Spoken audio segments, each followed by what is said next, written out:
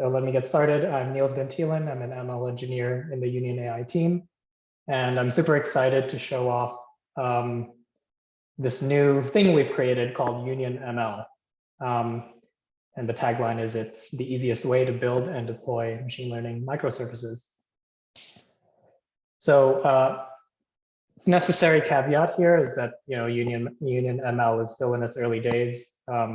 So yeah, with that out of the way, let's just go to the main question we're asking here. So this is something we've been thinking about, and I'll just read this out loud, which is we've been thinking of this question of, is it possible to define a standard set of methods for machine learning that I can reuse across many different contexts?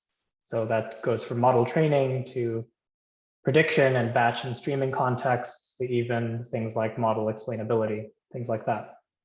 So this is sort of the core question we're asking with this project. And to give you maybe a rough, crude analogy here, right? We have this protocol that we all know and love called HTTP, and it has various versions and extensions and whatnot. But it really, there are these methods, many of which I actually didn't know. I only really knew get, put, post, and maybe a few other of these. But this is a standard protocol, and the question again here is, what would this look like for ML? And again, it's a crude analogy. There may not be direct mappings to these concepts. But at a high level, in the Python ecosystem, at least, there's Flask and there's Fast API, and they are implementations of this protocol. They have certain opinions on how to write an application, and so this has been going on for many years, and projects pop up now and again to re-implement this thing to make it maybe more modern, quote unquote modern Python, or things like that. So UnionML really is our take. We took a crack at defining what this might look like for machine learning. So what is an app that exposes various endpoints or microservices look like for machine learning? So I'll just take you through. I'll start from the syntax and maybe talk about what some of those standard methods could be. And if you're familiar with machine learning, all of these are really not new. These are kind of well-established functions or methods. So with a UnionML app, you start off by importing a bunch of dependencies, notably the UnionML dataset and model. And so these are the two core components of a UnionML app. Then you define a dataset, and this is really like a specification of a dataset. You're giving it a name. You're giving it a few things that, if you're in data science or machine learning, like test size implies the test size of your test set, of your data set. You want to shuffle your data set before training, and then targets is just the target variable of the data set that has yet to materialize. Then you define a model, and you give it a name as well. You say what the model object is. So in this case, we're using sklearn logistic regression in this init argument. That basically just says, how do I initialize a model? And then you bind it to this data set. And so this is an important thing to note, which is models are bound to data sets, meaning that whatever data set you give a model, it already sort of constrains, implicitly or explicitly constrains the form of that model. Okay, so the first method here is the Dataset Reader. And this is really just a way of getting data from the outside world, or in this case, it's just using the load digits function in the sklearn API. But really, this could be a SQL query. This could be anything. I'll tie this into Flight eventually, but for now, just look at this as with fresh eyes and don't even think about flight. So this returns a data frame, strong typing and all that good stuff. Then next, you define a model trainer. And what this is as you notice, this is a purely functional syntax for defining these, what we'll call app components or entry points. And the signature of this is fairly flexible, but the common thing is that the first argument is a instance of whatever you gave the model init argument up here. And then it takes in features and targets. And we're just calling, estimator.fit, nothing fancy. And we're returning the trained logistic regression model.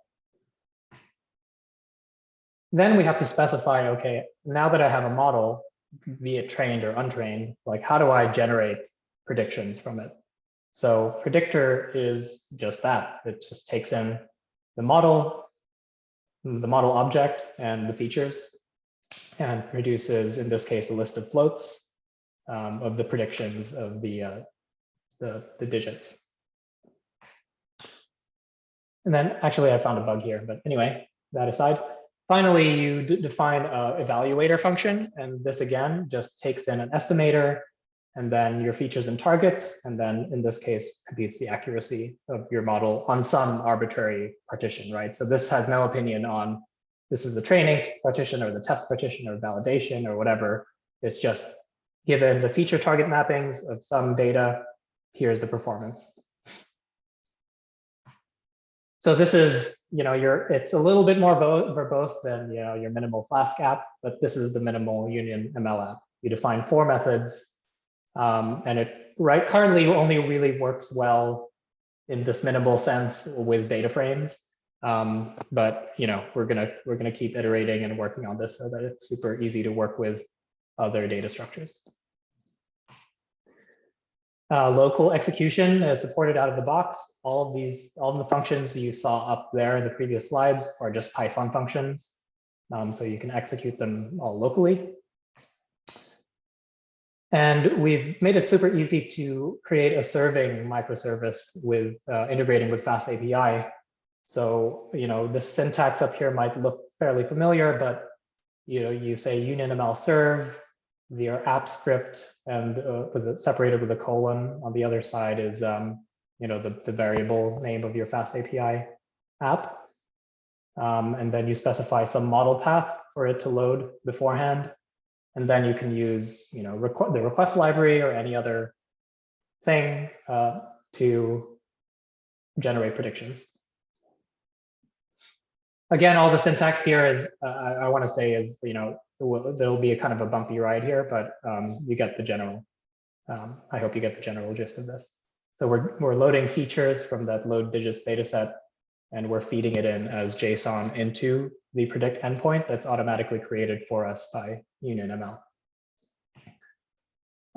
So with that, I'll stop and see if there are any questions so far.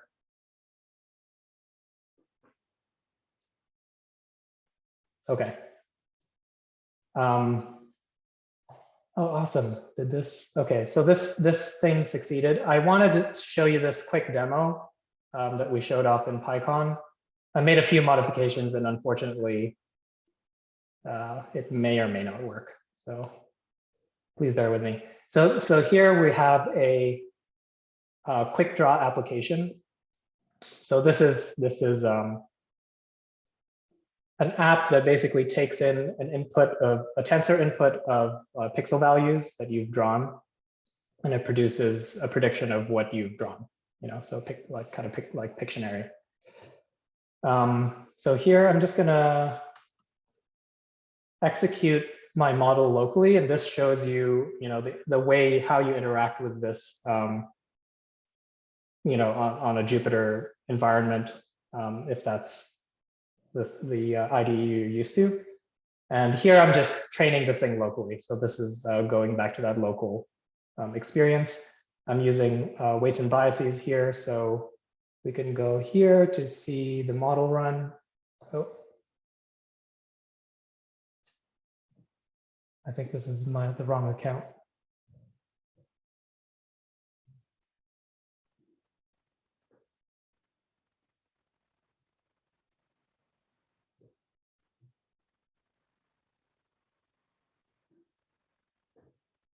try that again.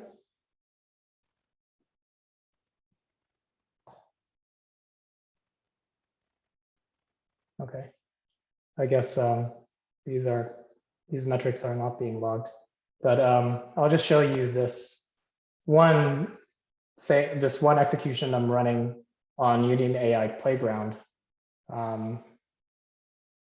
This is a nice new little thing that I noticed. It's supported now, it's these logs. And we can see, oh boy, okay. Okay, so this demo is cursed. And now I'll try this, and if it doesn't work, I apologize, and open it up for more questions if there are any. So this is showing off the remote train functionality. So you can take that same UnionML model object and call remote train with a lot of hand waving of configuration, but this executes the training microservice basically on the Union AI Playground, and this should execute really quickly since it's cached.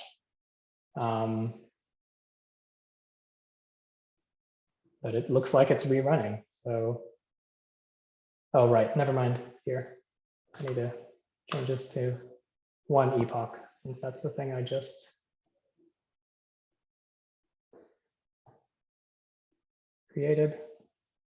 But as you can see, we're trying to really integrate UnionML in the remote when you want to scale your training jobs up and hook it up into Flight so that all of the benefits of Flight are enjoyed by someone using UnionML. However, you can still use UnionML locally and in whatever system you're using. But currently, the scaling journey is that you have to use Flight, and that'll be the case in the foreseeable future.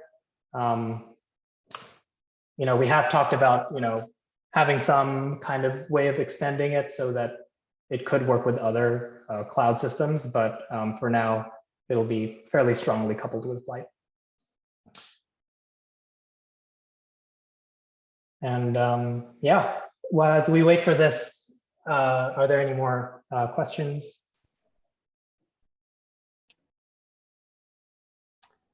I have a quick one here, Niels. Yeah.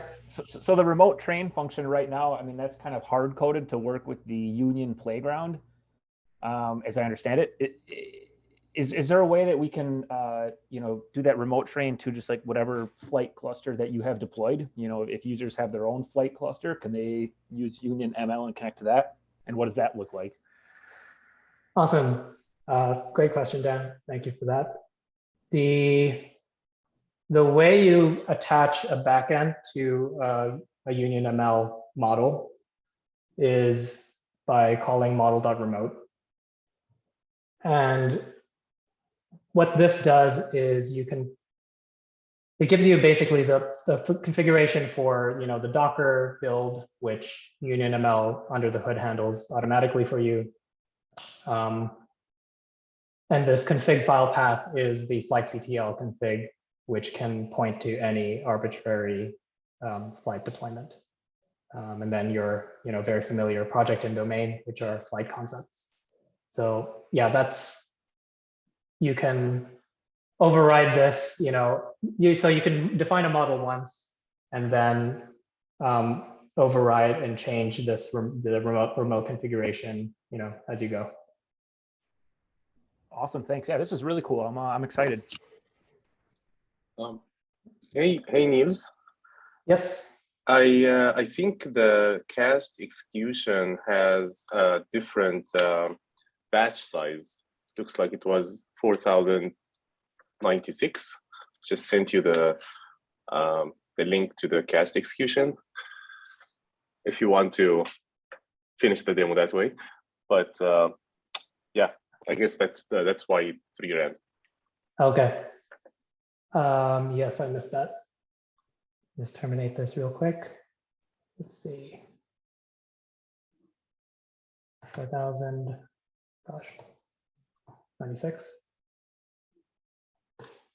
Okay. Haytham, this should run without having to spin up anything, right? Yep, Cached. it should be all cached.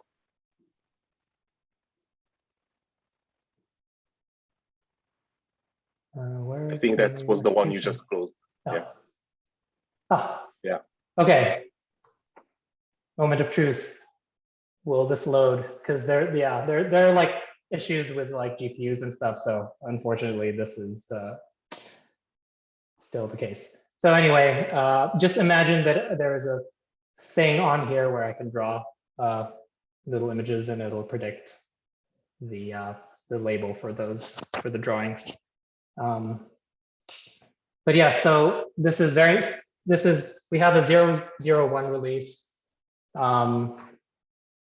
that kind of is, yeah, it's still very much in beta.